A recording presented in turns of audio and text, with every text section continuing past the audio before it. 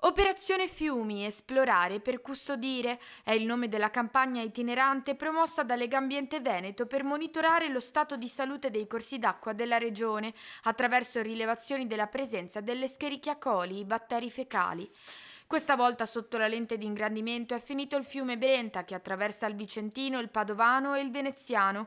7 i punti di campionamento: Cartigliano in provincia di Vicenza, Fontaniva, Piazzola sul Brenta, Cadoneghe e Piove di Sacco in provincia di Padova e Vigonovo e Chioggia in provincia di Venezia.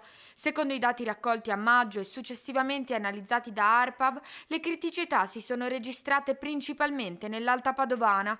In particolare a Cartigliano e Fontaniva i campioni hanno evidenziato il superamento del valore guida adottato da Legambiente, una presenza elevata del batterio che segnala possibili contaminazioni di origine fecale legata a una depurazione degli scarichi civili non sempre sufficiente.